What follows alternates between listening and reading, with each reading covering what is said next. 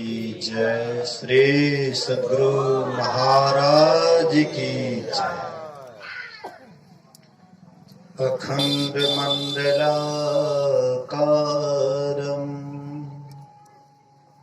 व्याप्तं येन चराचरं तत्पदं दर्शितं येन तस्मै श्री गुरुवे नमः। धन्य धन्य सतगुरु सुखद महिमा कहे ना जाए। जो कछु कहा तुम्हारी कृपा मौतें कछु न बसाए। सर्वत्र सर्वदा वर्तमान सद्गुरु महाराज जी के पावन चरणों में कोटि कोटि नमन। उपस्थित गुरुजन, धर्म प्रेमी सत्संगी बंधुओं, पूजनीय माताओं तथा भक्तिमती बहनों,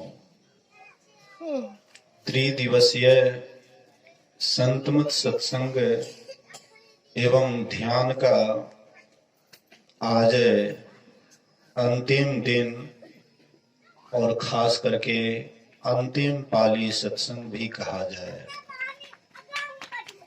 जिसमें हम आप उपस्थित हैं।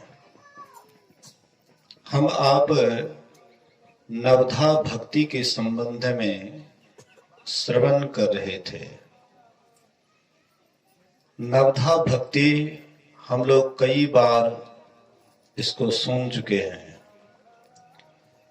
भक्ति हम आप सोचते हैं कि कोई सगुण साकार रूप ले लिए, कोई नाम ले लिए तो हमारा इससे ही कल्याण हो जाएगा।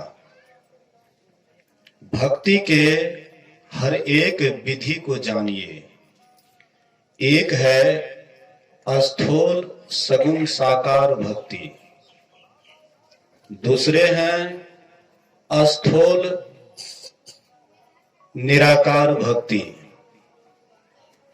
दूसरे हैं सूक्ष्म सगुण साकार भक्ति, और तीसरे हैं सूक्ष्म सगुण निराकार भक्ति, और चौथे हैं सूक्ष्माति सूक्ष्म निर्गुण निराकार भक्ति। अब हम इसको बढ़िया से समझें। अस्थूल सगुण साकार भक्ति किसे कहते हैं? सबसे पहला प्रश्न, अस्थूल सगुण साकार भक्ति किसे कहते हैं? जिसको हम आप इस आंख से देखते हैं, जिस नाम को हम इस कान से सुनते हैं, और उसके प्रति हमारी जो आस्था है, विश्वास है, उनका नाम हम दिन रात जपते हैं, उस रूप का ध्यान हम बढ़िया से करते हैं, हूबहू उतार लेते हैं। यही हुआ अस्थूल सगुण साकार भक्ति। लेकिन केवल अस्थूल सगुण साकार से ही आपका काम चल जाएगा, तब आप ऐसे ही हैं जैसे कोई व्यक्ति अपना सिर काट करके अगर वह जिंदा रहने की इच्छा करते हैं, बस बिल्कुल ऐसे ही है। मतलब हम आप गर्दन काट करके जीना चाहते हैं। और फिर संत महापुरुष कहते हैं कि जिस तरह से सिर भी चाहिए और पैर भी चाहिए, तो अस्थूल सगुण साकार भक्ति हो गया आपका पैर। किसी नाम रूप की साधना करने, मतलब भक्ति की तरफ चलने का आप कोशिश करती है। इसके बाद मैंने कहा कि सूक्ष्म सगुण साकार भक्ति, ये सूक्ष्म साकार सगुण भक्ति क्या है? जब आप अधिक दिन तक स्थूल सगुण साकार भक्ति करेंगे, एक नाम और एक रूप का आप बढ़िया से साधना कर लेंगे। नाम की साधना आप ऐसे कर लेंगे जैसे कि हर हमेशा बिना जपे वह नाम आपके भीतर में चल रहा है। एक पल भी वह नाम से आपका बिछुड़न नहीं हो रहा है। और यह नाम जब आपका ठीक ठीक चलने लगेंगे 24 घंटा लगातार, तब आपका स्थूल सगुण रूप आपके सामने में आएगा। तब आप समझ जाइए स्थूल सगुण साकार भक्ति में आप पारंगत हो गए। आपकी यहां तक भक्ति इति हो गई। अब फिर आपको और आगे बढ़ना है। आप ऐसा मत सोच लीजिए कि यहीं तक हमारी भक्ति पूरी हो गई, अब आगे की यात्रा करना व्यर्थ है। ऐसा कभी मत सोचिए। और भी आपको आगे तक यात्रा करनी है, बहुत दूर चलना है। यात्रा आपको बहुत लंबा करना है। इसलिए कबीर साहब को कहना पड़ा, लंबा मार्ग दूरी घर विकट पंथ बहु मार, कहो संतों क्यों पाइए दुर्लभ हरि दीदार। वह रास्ता मान लीजिए स्थूल सगुण साकार भक्ति एक कोस का, और स्थूल सूक्ष्म सगुण साकार भक्ति 2 कोस का, फिर सूक्ष्म निराकार, फिर सूक्ष्म सगुण निराकार भक्ति 3 कोस का, और फिर निर्गुण निराकार भक्ति 4 कोस का। हम आप जब ध्यान करते हैं तो ध्यान करने के बाद जब आपका ध्यान जहां पर आप करते हैं वहां पर आपका जब दृष्टि टिक जाता है तो वह अंधकार का साम्राज्य आप देखते हैं। अंधकार का साम्राज्य देखते हैं। ये अंधकार का साम्राज्य जितना बड़ा है उससे 2 गुना बड़ा है प्रकाश का संसार, 2 गुना, और उससे भी 3 गुना अधिक बड़ा है शब्द साधना। इस तरह से आप स्थूल सगुण साकार भक्ति में आगे बढ़ गए, आप उसमें पारंगत हो गए। यह कभी मत सोच लीजिएगा कि हमारी इसी से मुक्ति हो जाएगी। और बहुतों को ऐसा भ्रम हो जाता है। रामचरितमानस को भी पढ़िएगा तो ऐसे में बहुतों को ऐसे भ्रम हुआ है। सगुण साकार रूप देख करके उसमें मोहित होना और वही रूप की मांग करनी, ये सारी बातें रामचरितमानस में बहुत जगह दर्शाया गया है। यही स्थूल सगुण साकार भक्ति में ही लोग अक्सर लिपट जाते हैं, मोहित हो जाते हैं।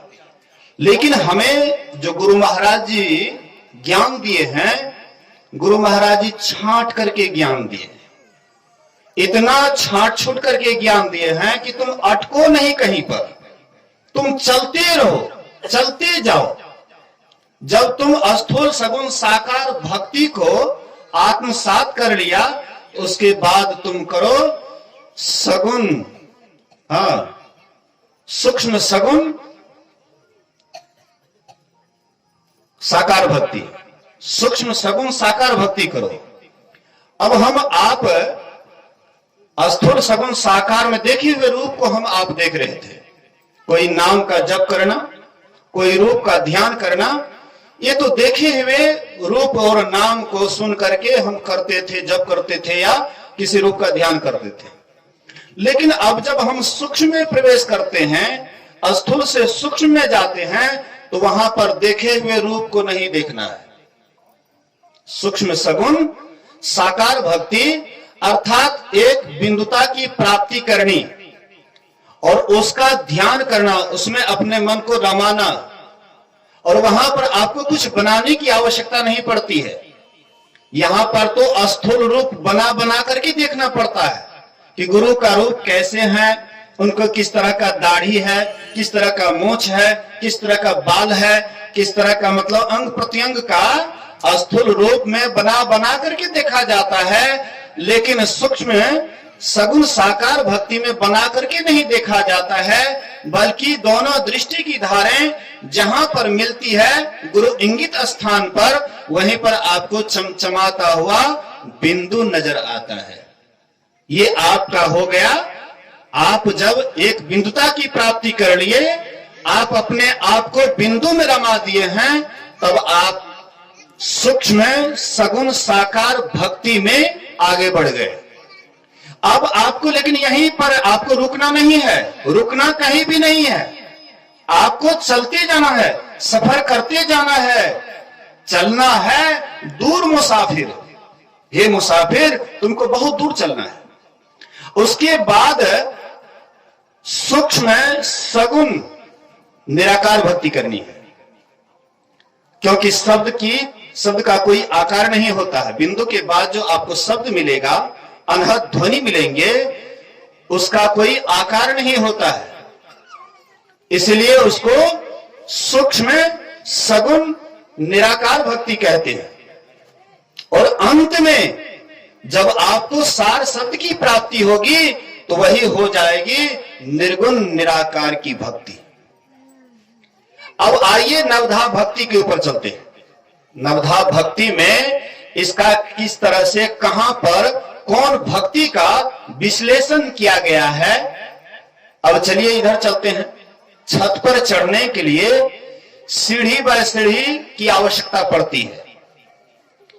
आप स्थूल सगुण साकार भक्ति जो करना चाह रहे हैं, लेकिन जब तक आप पहली भक्ति को बढ़िया से नहीं समझिएगा या उसमें पारंगत नहीं होइएगा, तो ये स्थूल सगुण साकार भक्ति में भी आगे आप नहीं बढ़ पाइएगा। बोलिए श्री सद्गुरु। लगभग आप लोगों को समझ में आता होगा। व्याख्या करने का ढंग अलग है। मैं नवधा भक्ति का तो व्याख्या कर रहा हूं, लेकिन अलग ढंग से कर रहा हूं। अलग अलग ढंग से कभी कभी सुनना भी चाहिए, करना भी चाहिए, ताकि आपका माथा का एक्सरसाइज हो। वक्ता के भी माथा का एक्सरसाइज होता है अलग ढंग से बोलने पर। तो आइए, यहां पर स्थूल सगुण साकार भक्ति में अगर हम पारंगत होना चाहते हैं, तो आपको सबसे पहले प्रथम भक्ति को खूब बढ़िया से अपने जीवन में उतार लेना है। तो प्रथम भक्ति क्या कहते हैं? प्रथम भक्ति कहते हैं संतों का संग, सत्संग। अब संत किसको कहते हैं, इस पर भी थोड़ा ध्यान दें। हम तो ऐसे ही सोचते हैं कि जो वेशभूषा बना लिए हैं, चुट्टा, कमंडल, दंड, ये सब धारण कर लिए हैं, चाहे वह अशांत हैं या शांत हैं, लेकिन हम उनको संत जरूर कहते हैं कि ये महात्मा हैं, साधु हैं, संत हैं। अक्सर हम लोग संत कहते हैं। तो यहां पर देख लीजिए, यहां पर गोस्वामी तुलसीदास जी महाराज कहते हैं कि अधूरे जो हैं वे संत बनने का कोशिश कर रहे हैं, लेकिन अभी संत वे नहीं हैं। कोई विद्यार्थी है, अभी स्कूल में पढ़ रहा है, और कोई टीचर है।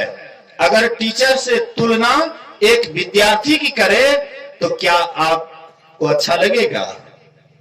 अच्छा नहीं लगेगा। कहेंगे अरे ये तो अभी विद्यार्थी, अभी पढ़ाई कर ही रहे हैं। तो शिक्षक होता है, प्रोफेसर तो प्रोफेसर होता है।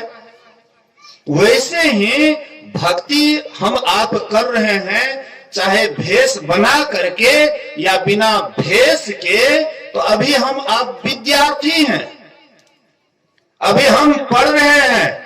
और जब पढ़ने का जब अंत कर देंगे, तब आपको जब नौकरी मिल जाएगी परमात्मा के द्वारा, तब आप हो गए शिक्षक। वैसे ही जब आप साधना का अंत कर देंगे, परमात्मा को प्राप्त कर लेंगे, तब आप हो जाएंगे गुरु नहीं महागुरु। तब आप महागुरु हो जाएंगे। आपके द्वारा संसार को बहुत बड़ा ज्ञान मिलेगा। तो इसीलिए बोलिए श्री सद्गुरु। थोड़ी देर आप लोग ध्यान से सुनिए। आज जो है रविवार भी है और गुरु कीर्तन भी होगा। हम भी थोड़ा पहले ही छोड़ देंगे। हाँ, इसलिए घबराइएगा नहीं और थोड़ा सा भी हिलडुल मत कीजिएगा। देखिए, कुछ कुछ ऐसे भी प्रसंग आता है जहां पर हम समझ नहीं पाते हैं तो कुछ लोग उठ भी जाते हैं और मैं उसको समझता हूं कि वे मेरी बात को समझ नहीं रहे, इसीलिए बीच में उठ बैठ या किसी से गपशप या कहीं पर आप अपना मन बहलाने का कोशिश कर रहे हैं। तो मैं समझता हूं कि शायद आप मेरी बात को ठीक से समझ नहीं रहे। ऐसे ऐसे गंभीर बात होती है जो समझ से बाहर होता है तो मन बहलाने के लिए कुछ और उपाय करने लग जाते हैं। लेकिन आप निराश मत होइए। अगर आप गंभीर बात को भी ध्यान से सुनिएगा, अरे साधारण बात तो हम लोग सब दिन सुनते रहते हैं, हंसी मजाक चुटकुल्ला इधर उधर की बात तो हम लोग खूब मन रमाए हैं, लेकिन उससे आपका कोई कल्याण होने वाला नहीं है। जब तक संतों के गंभीर ज्ञान को नहीं सुनिएगा तो आप गंभीर नहीं होइएगा और उसके जैसे बनना चाहते हैं तो इसकी बात को सुननी पड़ेगी, सीधी सी बात है। तो मैं कह रहा था कि आप स्थूल सगुण साकार में आगे बढ़ना चाहते हैं तो आपको सबसे पहले संतों का संग सत्संग करना पड़ेगा। और संतों का संग कीजिएगा, सत्संग में जाइएगा तो वहां पर जो कथा प्रसंग होता है, वहां पर जो सूक्ष्म व्याख्या होती है, एक एक बात का जो विश्लेषण होता है, उसको आप ध्यान पूर्वक सुन रहे हैं, श्रद्धा से सुन रहे हैं। यही आपकी दूसरी भक्ति हो गई। और उसी सत्संग में आप जो जाते हैं तो उसमें आपको लगेगा कि शायद ये योग्य गुरु कहलाने योग्य हैं, शायद मैं इसको इनसे युक्ति जान करके साधना करूंगा तो शायद मेरा कल्याण हो जाएगा। तो जो आपको बुझाए कि ये सदाचार, शिष्टाचार, सुचियाचार और सत्संग ध्यान नियमित रूप से करते हैं, ऐसे गुरु को धारण करना कोई गुनाह नहीं है। गुरु महाराज जी भी बोले हैं कि जो सदाचार, शिष्टाचार, सुचाचार पूर्वक रहता है, नित्य नियमित सत्संग ध्यान करते हैं, उनसे तुम जुक्ति जान जाओ, अच्छे का अच्छे समझ करके, और उनके प्रति आपका कभी भी अपमान वाला कभी भी शब्द मुंह से नहीं निकलना चाहिए। लेकिन हम लोग तो क्या करते हैं, किसी से दीक्षा ले लेते हैं, हाँ, लेकिन उसमें गुण देख लीजिए पहले कि मैं जिससे दीक्षा ले रहा हूं शायद ये इसमें खरा है या नहीं है। सदाचार, शिष्टाचार, सुचियाचार, सत्संग ध्यान नित्य नियमित करते हैं कि नहीं करते? गुरु महाराज जी भी इसका विश्लेषण किए हैं। कहते हैं मुक्ति मार्ग जानते असाधन करते नित, असाधन करते नित सतचित जग में रहते, दिन दिन अधिक विराग प्रेम सत्संग सो करते, दृढ़ ज्ञान समुझाए बोधे कुबुद्धि को हरते, संशय दूर बहाय संतमत स्थिर करते, मैं ही ये गुण धर जोई गुरु सोई सच्चित, मुक्ति मार्ग जानते साधन करते नित। ऐसे गुरु अगर आपको मिल जाए उसका सम्मान सहित सेवा कीजिए। और सेवा भी केवल चरण दबाना ही नहीं है, जो जिस योग्य है उस तरह की सेवा करें। अगर पुरुष है, कोई नारी है, विशेष आपत्ति काल में, अस्वस्थ हालत में अगर आप सेवा कर रहे हैं तो कोई दिक्कत नहीं है, लेकिन स्वस्थ हालत में है, हंसी मजाक में आप सेवा कर रहे हैं, ये सेवा नहीं है। पुरुष और नारी का जो एक भाव होता है, गरिमा होता है, उसको लेकर के चलना पड़ेगा। तीसरी भक्ति गुरुपद पंकज सेवा, तीसरी भक्ति अमान, मान रहित होकर के। चौथी भगति मम गुणगन करे कपट तजी गान, मंत्र जाप मन दृढ़ विश्वासा, पंचम भजन सो वेद प्रकाशा। यहां तक आपको हो गया स्थूल सगुण साकार भक्ति में आगे बढ़ने के लिए मतलब बट खर्चा। अब आप चलिए छठी भक्ति की ओर। छठी भक्ति में आपको मैंने कहा कि स्थूल नहीं, सूक्ष्म सगुण साकार भक्ति। सूक्ष्म सगुण साकार भक्ति यहां छठी भक्ति से प्रारंभ होता है। छठी भक्ति में कहते हैं छठ दम शील विरति बहुकर्मा अनिरत निरंतर सज्जन धर्मा। सज्जनों के धर्म के अनुसार चलना, बहुत से कर्मों को करने से विरक्त होना, कर्म कांडात्मक फल से मन में हटाव रखना और सदा सज्जनों के धर्म में लगा रहना, यही छठी भक्ति है। अब यहां पर थोड़ा समझने की बात है कि सज्जन कहां से सज्जनों का शुरुआत होता है। मतलब हम आंख से नीचे हैं तो शायद गोस्वामी तुलसीदास जी के अनुसार हम सज्जन नहीं हैं। क्योंकि सज्जन कैसे होंगे? आंख है तो देखवे करेंगे भला या बुरा, कान है तो सुनवे करेंगे भला या बुरा, नाक है तो अच्छा खराब गंध लेवे करेंगे, जिह्वा है स्वाद कुस्वाद लेवे करेंगे, चमड़ा है ठंडा गर्म स्पर्श सुख लेंगे ही। लेकिन जब हम आप यहां से ऊपर उठ जाते हैं, आंख से ऊपर उठ जाते हैं, सूक्ष्म सगुण साकार भक्ति में जब आगे बढ़ जाते हैं, एक बिंदुता की प्राप्ति कर लेते हैं, तब आप बिल्कुल सज्जन हो जाते हैं। आपके अंदर से झूठ चोरी नशा हिंसा व्यभिचार केवल कहने से नहीं, उसको हकीकत जीवन में उतर जाता है, ऑटोमेटिक उतर जाता है। हम आप तो बराबर थोपने की बात करते हैं कि भाई झूठ मत बोलो, चोरी मत करो, नशा मत खाओ, हिंसा मत करो, व्यभिचार मत करो, ये थोपने की बात करते हैं जबरदस्ती। लेकिन थोपा हुआ ज्ञान ज्यादा देर तक नहीं ठहरता है।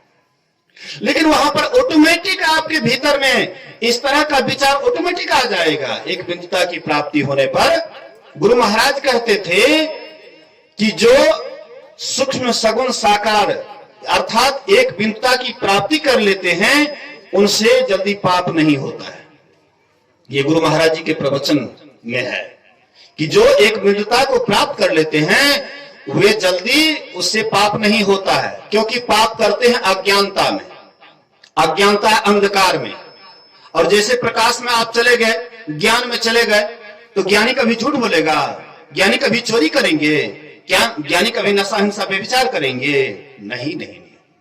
अज्ञानी से होता है, अंधकार में होता है। लेकिन आप जब छठी भक्ति में आगे बढ़ जाते हैं, सूक्ष्म सगुण साकार भक्ति में आगे बढ़ जाते हैं, तब आपसे जल्दी पाप होने का नाम ही नहीं है, हो ही नहीं सकता है।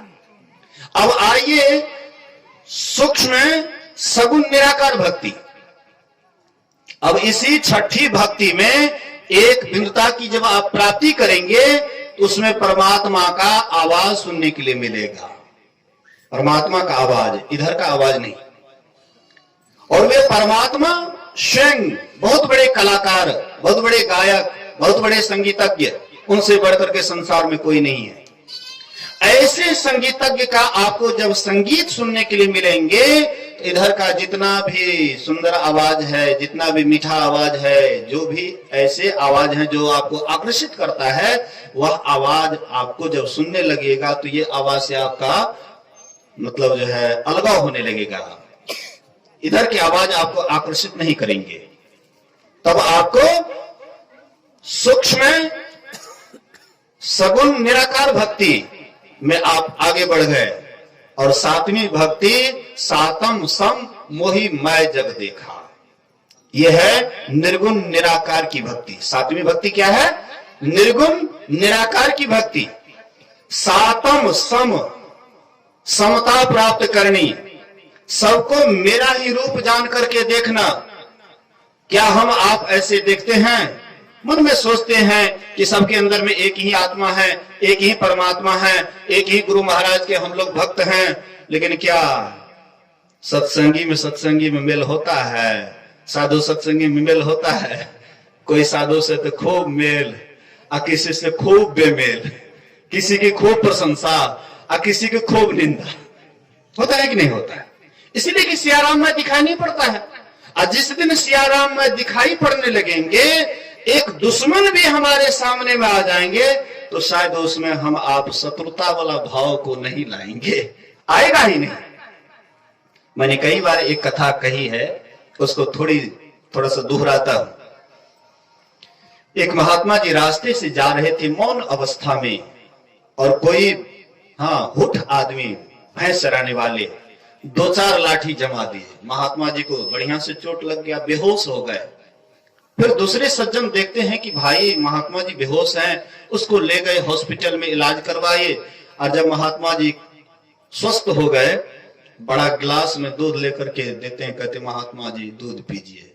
महात्मा जी कहते अभी तुमने लाठी से पिटाई की, अभी तुम चलाए हमको दूध पिलाने के लिए।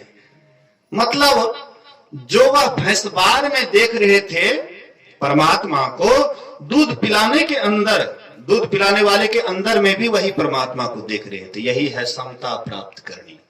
ये हो गया आपकी 7वीं भक्ति। और 8वीं भक्ति, 9वीं भक्ति तो इसका फल है। आपने जो किया है साधना, ध्यान, तपस्या, और आप उसमें पूरे हो गए, वह फल ऑटोमेटिक आपको मिल जाता है। 8वीं भक्ति, 9वीं भक्ति कोई करने का चीज नहीं, वो तो मिला हुआ फल है, पका हुआ फल है, एकदम चुसते जाइए। 8वीं भक्ति, 9वीं भक्ति उसका फल है।